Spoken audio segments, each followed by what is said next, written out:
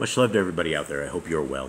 I hope you're blessed. And I hope you are walking in the laws, statutes, and commandments of our Creator. And I hope you are a child of the Most High. Now, a lot of people may get offended at this and think that I am in no such way a pagan. I can't be a heathen. I can't be any of this. The bottom line, and the truth be told, is if you celebrate the pagan holiday of Christmas, you are not a child of the Most High. Now, before you shut this off, before this completely offends you, let's read what Scripture says. First, I'd like to point us to the small commandments of do not walk in the manners of the nation. Commandment number 5. We have two verses here. We have Leviticus and we also have Deuteronomy. Now, let's look at this as the verses that they are. It says, do not walk in the manners of the nation. And ye shall not walk in the manners of the nation, which I cast out before you. For they committed all these things, and therefore I abhorred them. Leviticus 20:23. Now, let's define what all these things are.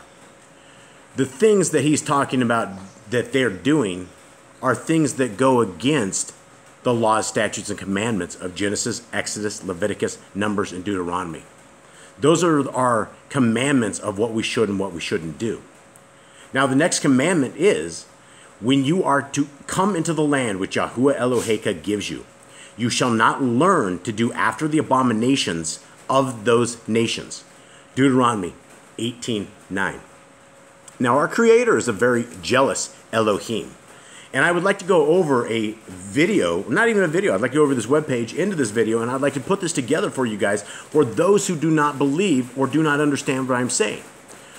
When you are getting on your knees and you're opening presents in front of a Christmas tree that you have decorated up and you have an angel or a star on the top of it, you may think it means one thing, but what it really means and what you're doing is you're participating in a pagan ritual. You are doing what the nations do. You are doing what the heathens do. If you want to be a child of the Most High, you will not do these things. These are the times of year we are separated from the world completely, even more than before. We don't participate in this stuff at all. You run from Christmas. You run from New Year's. You run from Easter. You run from all of these pagan celebrations. Our Creator's Son, Yahushua HaMashiach, as most people know as Jesus the Christ, was not born on December 25th. This is called Saturnalia. This is not when he was born. He was born on Yom Teruah, the Feast of Trumpets, more than likely September 11th, which is very funny because that's when all the evil that they did upon the world began. Let's read this page. Humans as a species love to take inspiration from different cultures, customs, and traditions, and believe it or not, Christmas is no different.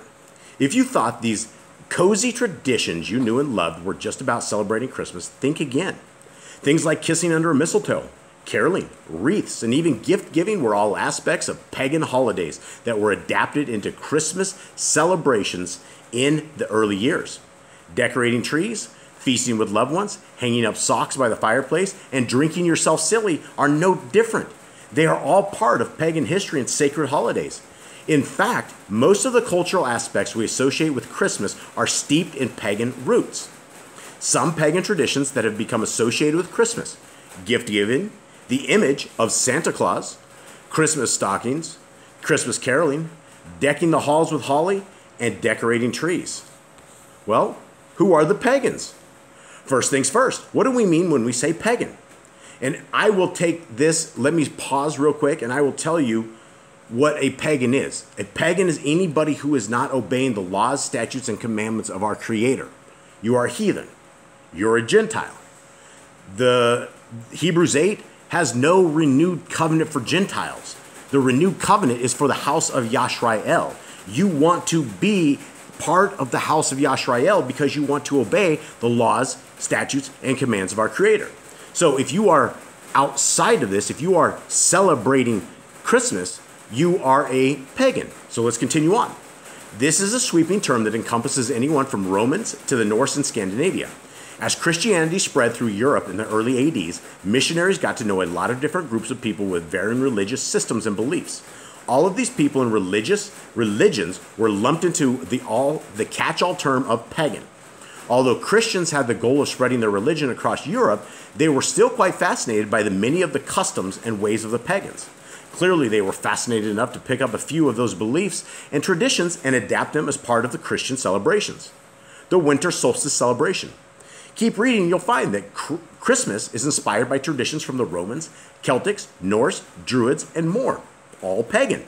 At the time, all of these different groups shared one big celebration that just happened to fall around Christmas time, the winter solstice.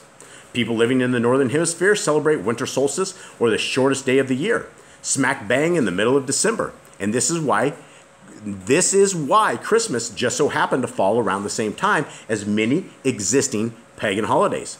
The winter solstice was a huge part of pagan life, as they were primary agricultural people. Winter marked the end of the year's harvest and the chance to enjoy the company of loved ones and rest from toiling the fields. Pagans could stop farming through the winter and instead devoted themselves to worshiping their various gods and celebrating with those around them. As winter in the northern hemisphere tends to be dark, cold, and hungry period of time, the winter solstice was celebrated to help keep people entertained and enjoy themselves until the sun rolled around again. So now that you have an idea of the background, let's look at some pagan traditions that have become associated with Christmas. Gift giving and Saturnalia. Not only is December a time to celebrate winter solstice, but between the 17th and 24th of the month, the Romans also celebrated Saturnalia. This was a pagan holiday in honor of the agricultural god Saturn. Romans would spend the week of Saturnalia, much like how we spend Christmas holidays today, feasting, drinking, giving gifts, and being joyful. These days we fork out lots of money on Christmas gifts, but back then the Romans exchanged small gifts for the sake of good luck. The idea was to give in the hope of bringing in a bountiful harvest the next year. Rather than huge lists of gifts to give, the Romans also shared only one gift with one other person. Somewhere along the line, giving gifts for luck and prosperity became a multi-million-dollar business. Isn't that funny? Santa's image in Christmas stockings. Our current modern-day image of Santa Claus, clad in red fur with a big white beard, was largely developed by Coca-Cola in the 1930s. But the idea of an old man giving gifts to children dates much earlier than that, back to the time of the pagans. Father Christmas, otherwise known as Saint Nicholas, was a patron saint of children, the poor, and prostitutes. Living around 4th century AD, St. Nicholas was a generous bishop who was known for giving gifts to the poor, sporting a big beard and long cloak, much like the Santa we know and love.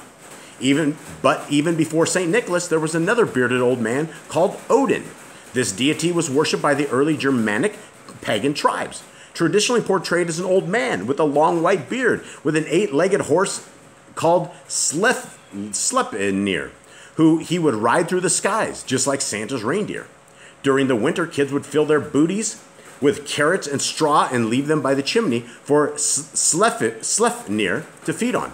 Odin would fly by and reward the children with little presents in their booties, much like we do with Christmas stockings today. The Santa Claus we all imagine in our heads today is a mishmash of the generous St. Nicholas, the god Odin, and Sleipnir, and Coca-Cola's iconic red-dressed character. Christmas carols.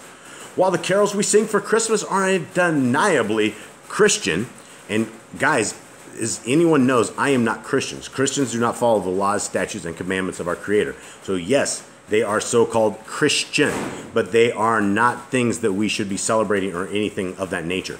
Back to this. The tradition itself of going door to door, singing to your neighbors, comes from another pagan tradition called wassailing. The rather funny word comes from the Anglo-Saxon phrase ways hail, translating to good health. Every year, wassailers would roam through their villages in small groups, singing loudly with the aim of banishing evil spirits and wishing good health to those around them. No wassailing group was complete without their traditional drink on hand, made from mulled ale, curdled cream, roasted apples, eggs, spices, and sugar.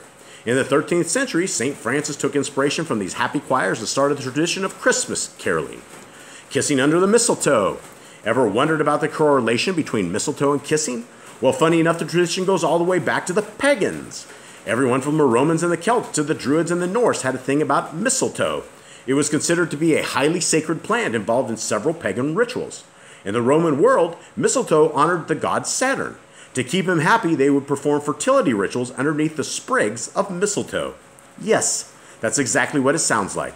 We certainly toned it down as far as mistletoes are considered and left it with just a simple kiss. Probably a good idea since family is always around. In the world of Druids, mistletoe symbolized peace and joy. In times of war, if enemies were to meet underneath woodland mistletoe, then they would drop their weapons and form a truce until the next day. In a way, kissing is a form of truce. Decking the halls with holly. Mistletoe wasn't the only sacred plant for pagans. Holly was another holy plant connected with the god Saturn. During the Saturnalia holiday, Romans made holly wreaths to exchange as gifts for good luck. At the time of Saturnalia, early Christians began to celebrate Christmas. However, they were only often persecuted for practicing their new religion. It was lucky that Christians coincided with Saturnalia, as it allowed Christians to harbor a cover for their Christmas celebrations. To avoid detection and make it look like they were celebrating Saturnalia, Christians started hanging holly wreaths around their homes. This allowed them to recognize other Christians and still do something nice to celebrate their sacred holiday. Eventually, as pagans decreased, holly became a symbol of Christians instead of Saturnalia. Okay, all anti-Christ, all anti-creator. Christmas tree decorating. We sure have a lot of inspiration from the Romans, and tree decorating is just another borrowed tradition. Besides feasting, drinking, and exchanging gifts during Saturnalia, Romans also hung small metal ornaments on trees outside their homes. Each of these little ornaments represented a god, either Saturn or the family's personal patron saint. Early Germanic tribes practiced a similar tree decorating tradition, this time with fruits and candles to honor their god Odin throughout the winter solstice. Christians seem to have merged to the tree decorating with ornaments, candles, and fruits to make Christmas tree decorating one extravagant tradition. Okay, so there it is. This is it, and this is the answer to, if anyone wanted to understand why this is all pagan, everything here is pagan. If you are giving gifts, if you are involved with Satan Claus, and envision Satan with C-L-A-W-S, Satan Claus. That is what you're seeing here, and you're not seeing it. Christmas stockings, Christmas caroling. If you're involved in any of this and you're okay with it, then you're not on the kingdom road, and you are not going to be a child of the Most High. You're not going to make it. We are told to get rid of this stuff. We are told not to do what the pagans do. We are told not to walk in the manners of the nations. So if you have this stuff in your house, it's time to get rid of it. Don't follow through this pagan holiday with this and it just be the last one. Make your stand right now, because if you go through this holiday and you do not make your stand right now, you will make the stand next year. Make it. Seek our Creator where He is able to be found. He has days. He has feasts. He has happy times. We're supposed to keep them. They're in Genesis, Exodus, Leviticus, Numbers, and Deuteronomy. And before you say, well, Jason, Jesus did away with the laws of God. No, He didn't. That's yet another myth. Probably for another time, for another video, but anybody who follows these channels know exactly that the laws, statutes, and commands of our Creator are good for all time. They've stood the test of time. They will stand the future test of time. They will enhance your life. They will enhance your families. They will enhance everything that you do. All you have to do is read them. You could see them. They're listed here. Yahuwah and the Torah. YahuwahandTheTorah.net. If you go to this website, YahuwahandTheTorah.net, the very first thing that you have are the 174 most beautiful things that you guys will ever see. It's called Be Fruitful and Multiply and Replenish the Earth. Subdue it. Things that are good, things that are holy, things that our Creator wants us to do. It's time to turn away from these pagan times. It's time to get rid of this evil in our lives. Don't be partakers with the world. Be set apart. Be those odd people. Yes, you will lose family. You will lose friends. You will lose those who you thought were your friends. That's what it's about. It's about getting rid of it. That's what our Messiah said. You have to be okay losing mother and father and sons and daughters and things of that nature, because to seek our Creator, not everybody's going to want to do it, but if you want to do it, you must do it. I hope this helps somebody. I love y'all. I'm out.